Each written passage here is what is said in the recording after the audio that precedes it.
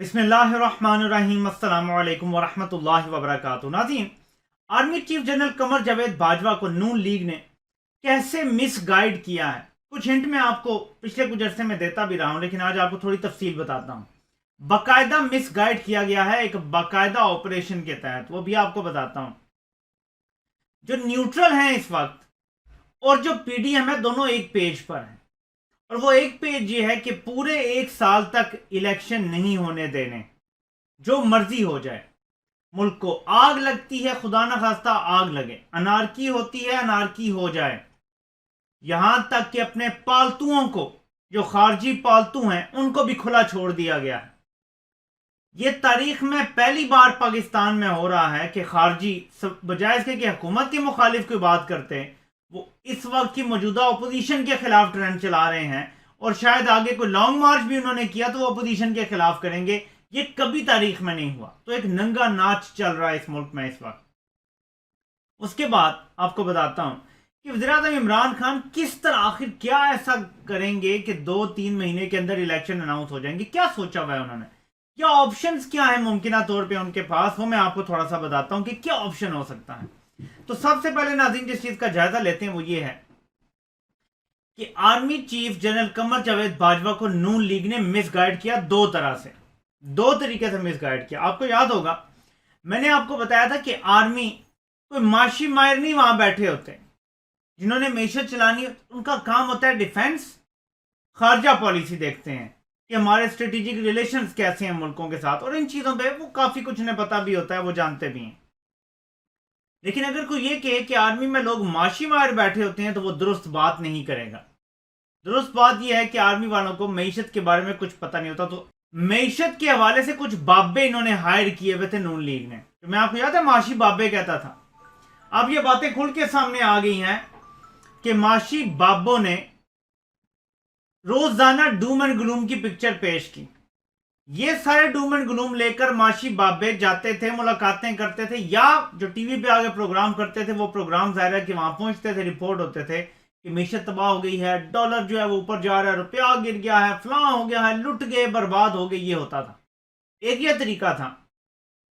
और दूसरा तरीका था कि सर्वे पर सर्वे करवाया गया, पंजाब में करवाया गया, पूरे मुल्क में करवाया गया, फिर इमरान खान के हवाले से करवाया गया, फिर जमातों के हवाले से करवाया गया। और वो सर्वे जिसमें 800 से 1500 लोग जवाब देते हैं टोटल, वो भिजवाए गए, बाकायदा आर्मी चीफ को दिखाए गए कि देखें जी इमरान खान तो गैर मकबूल हो गया है, ये टाइम है इमरान खान के खिलाफ शब खून मारने का। ये दो काम ऐसे किए गए जिससे मिसगाइड किया गया बाकायदा तौर पे। अब ये अजीब बात लगेगी आपको, लेकिन जब बड़े बड़े माशी बाबे जो हैं इस मुल्क के, जो चिपके हुए हैं, वो जब कहेंगे मैशत डूब रही है तो हमारी बात तो किसी को नहीं लगेगा, ये समझेगा चाइल्ड्स प्ले है। हम ये बात बता रहे थे कि तारीख की बुलंद तरीन आपकी एक्सपोर्ट्स हैं, बुलंद तरीन टैक्स कलेक्शन है, आपकी ग्रोथ 5.5% से हो रही है, तो मीशत ठीक जा रही है। जॉब क्रिएशन 3.5 सालों में इतनी हुई है जितनी नून लीग के 5 सालों में हुई थी। इसका मतलब है कि मीशत ठीक जा रही थी, लेकिन माशी बाबू ने मिसगाइड किया। तो ये दो चीजें हैं जो इस बड़ी ग्रॉस मिस कैलकुलेशन की वजह बनी है जनरल बाजवा की तरफ से। उन्होंने एक बहुत बड़ी मिस कैलकुलेशन कर दी है इस सारे अमल में। मैं आपको पता है कि खुल के बोलता हूं, आपको याद होगा मैं एक वादा आपसे करता था, इस मुल्क में कोई भी शब खून मारा गया, चोरों डाकों की जरा सी भी सहूलतकारी की गई, तो मैं तो नाम लेके बात करूंगा। जो मुझे रेगुलर देखते हैं उन्हें पता है मैं मुनाफकत नहीं करता लोगों की तरह, लगी लिपटी लगाऊं, मैं खुल के बात कर रहा हूं। तो खुल के बात हो रही है कि उनसे ये मिस कैलकुलेशन हुई है। आगे अब उनका क्या प्लान था, सबका इन सब का मिलकर जो प्लान था वो ये था कि इमरान खान को हम क्रश कर देंगे, इसकी सपोर्ट को भी क्रश कर देंगे। और उसके लिए पीका ऑर्डिनेंस भी इन्होंने करवा लिया था इमरान खान से, मैं आपको बता चुका हूं गुज़श्ता अपनी कुछ वीडियो में।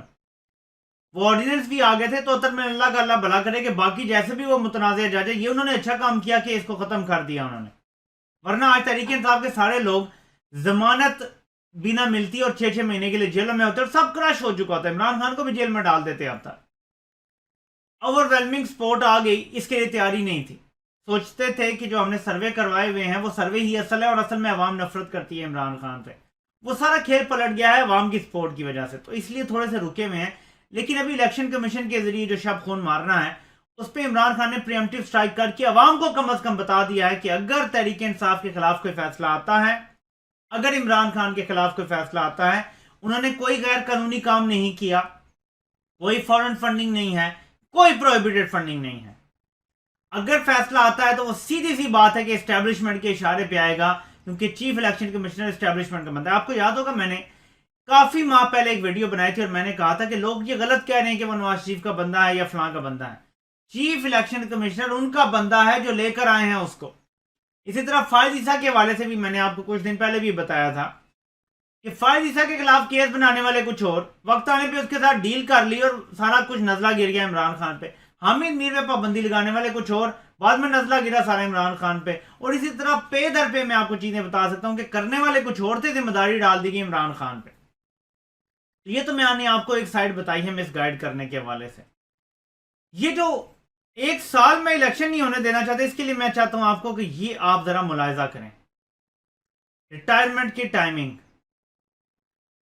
चेयरमैन जॉइंट चीफ रिटायर हो रहे हैं 28 नवंबर 2022 को। मैं आपको कुछ रिटायरमेंट की डेट्स बताना चाहता हूं। आर्मी चीफ रिटायर हो रहे हैं 29 नवंबर 2022 को। उसके बाद आपके कोर कमांडर्स कुछ रिटायर हो रहे हैं। लाहौर के जो कोर कमांडर हैं वो 22 सितंबर को रिटायर हो रहे हैं। मोहम्मद अब्दुल अजीज इनका नाम है। जो आसिम मुनीर हैं जो साबिक डीजी आईएसआई भी रहे हैं, ये भी 22 सितंबर को रिटायर हो रहे हैं। ये क्वार्टर मास्टर जनरल बने हुए हैं आजकल जीएचक्यू में। इसके बाद 22 सितंबर को ही नदीम जकी मंच भी रिटायर हो रहे हैं। ये स्ट्रेटेजिक प्लान डिवीजन को हेड कर रहे हैं। उसके बाद 22 सितंबर को ही शाहीन मजहर महमूद रिटायर हो रहे हैं, कमांडर सेंट्रल कमांड हैं ये। उसके बाद inspector general training and evaluation है सैयद मोहम्मद अदनान, ये भी रिटायर हो रहे हैं। और 22 सितंबर को ही मोहम्मद वसीम अशरफ रिटायर हो रहे हैं जो डायरेक्टर जनरल जॉइंट स्टाफ हैं। ठीक है जी। अब इसके बाद ये चार नाम जो अब आपको नीचे नजर आएंगे, ये है असल खेल। साहिर शमशाद मिर्जा, ये हैं जी कोर कमांडर रावलपिंडी और ये मुस्तकबिल के आर्मी चीफ बन सकते हैं। ये कब रिटायर हो रहे हैं? 12 अप्रैल 2023 को। इसके बाद हैं लेफ्टिनेंट जनरल अजहर अब्बास, ये हैं जी chief of general staff GHQ में। ये अजहर अब्बास का आजकल आपने शायर शमशाद मिर्जा और अजहर अब्बास का बहुत नाम सुना होगा। एक है नुमान महमूद, ये हैं जी president national defence university Islamabad के, और ये भी रिटायर हो रहे हैं 12 अप्रैल 2023 को। और इसके नीचे आपको नजर आएगा नाम जनरल फैज हमीद का जो कोर कमांडर पिशावर हैं, और ये भी 12 अप्रैल 2023 को रिटायर हो रहे हैं। ये बड़ा इंपॉर्टेंट है। जो हमारे प्यारे हैं वो शायर शमशाद मिर्जा या अजहर अब्बास में से किसी को आर्मी चीफ देखना चाहते हैं। इमरान खान के हवाले से यह कहा जाता है कि वो जनरल फैज हमीद को आर्मी चीफ देखना चाहते हैं। अब समझ लें अक्टूबर से अक्टूबर तक का खेल क्या था, यानी नवंबर की तकर्री, और एक साल का खेल क्या है, यह भी आपको बता देता हूं। अमेरिका से एक्सेप्ट होना है हमारे आर्मी चीफ ने, वो जब तक नहीं होगा यहां लगता नहीं है। वैसे जनरल फैज हमीद को अमेरिका ने रिजेक्ट कर दिया है। अब मसला क्या है यहां पे? अगर नवंबर में तकर्री हो जाती, फॉर एग्जांपल शहबाज शरीफ अक्टूबर तक रहते हैं, वो तकर्री कर देते हैं, नोटिफिकेशन जारी कर देते हैं, उसके बाद आर्मी चीफ चेंज होते हैं, उनकी मर्जी के शायर शमशाद मिर्जा या अजहर अब्बास आ जाते हैं, आर्मी चीफ बन जाते हैं। ठीक है जी। इमरान खान अगला इलेक्शन होता है दिसंबर में होता है, जनवरी में होता है, वो जीत जाते हैं।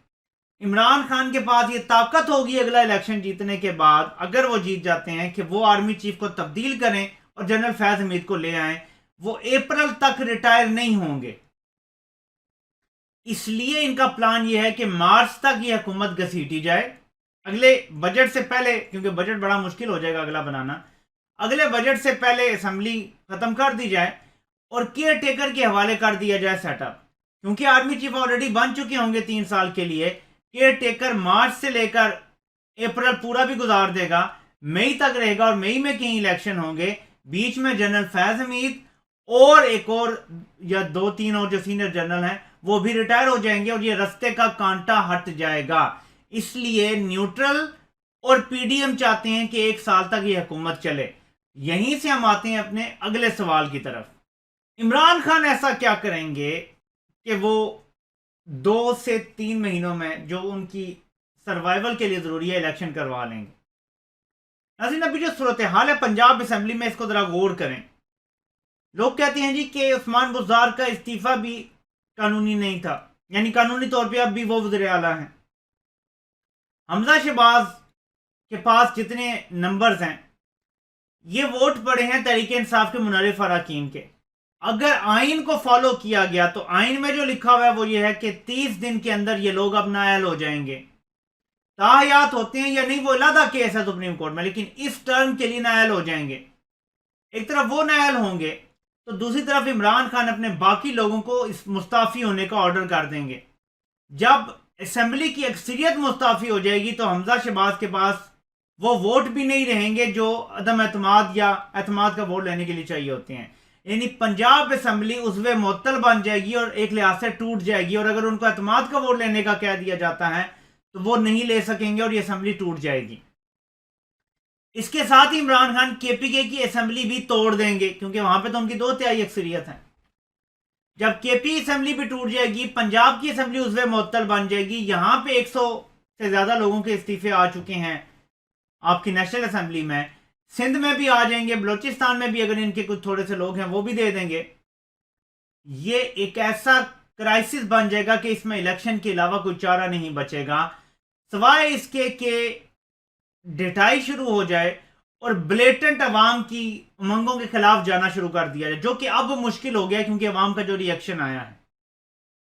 और इमरान खान भी कोई खामोश होकर घर नहीं बैठ जाएंगे। जब वो ये सारे इकदाम करेंगे तो उसके बाद वो सड़कों पे भी होंगे, एक धरने का भी होगा ऐलान, लॉन्ग मार्च का भी ऐलान होगा, अवाम की ताकत के साथ आने का ऐलान होगा। और इस बार जो अवाम आएगी आप तसव्वुर नहीं कर सकते, मिलियंस में लोग होंगे और ये बड़ा मुश्किल हो जाएगा इनके लिए मैनेज करना। तो ये इमरान खान का प्लान है जो मुझे अब तक नजर आता है कि इमरान खान इस तरीके से इलेक्शन के लिए इनको मजबूर करेंगे और अगले 3-4 महीनों में इलेक्शन अनाउंस करने पड़ेंगे। शहबाज शरीफ को क्या सुकून है कि मैं अपने केसेस में रिलीफ ले लूंगा, मैं सारी फाइलें जला दूंगा, चोरी करवा दूंगा, खत्म हो जाएगा। शहबाज शरीफ का जो थ्रेट है वो खत्म हो जाएगा। इलेक्शन के लिए जो अमला है वो सारा ऑलरेडी जगह जगह पे जो तैनात करना है, इलेक्शन कमीशन में अपने बंदे लगाने, वो सारा कुछ ये कर चुके होंगे। तो अंपायर इनकी साइड पे होगा। पीडीएम जमातों के बाद ये तसल्ली होगी कि हमने अपना काम कर लिया है, अपनी मर्जी के अंपायर लगा लिए हैं, अपनी मर्जी के बंदे लगा लिए हैं, इंतजामिया लगा ली है। अब इमरान खान हमसे वैसे भी नहीं जीत सकता। तो ये सारी चीजें जब आप इकट्ठी करें तो फिर अगले 3-4 महीने में इलेक्शन अनाउंस होते आपको नजर आ जाएंगे। वरना न्यूट्रल और पीडीएम चाहते हैं कि 1 साल तक इलेक्शन ना हो ताकि इमरान खान जो चाहते हैं वो तकर्री किसी सूरत भी ना हो सके। मेड इन अमेरिका तकर्री की ख्वाहिश है सबकी और उसी के लिए सारे जोर लगा रहे हैं। तो ये मैंने आपको सोचा कि आपको सारी तफसील बता दूं। बाकी इंशाल्लाह ताला अगली नशिस्त में आपसे बात होगी, आपसे इंशाल्लाह फिर मुलाकात होती है। अल्लाह पाक आप सबका हामी नासिर हो। आप सबको सुनने का बहुत बहुत शुक्रिया।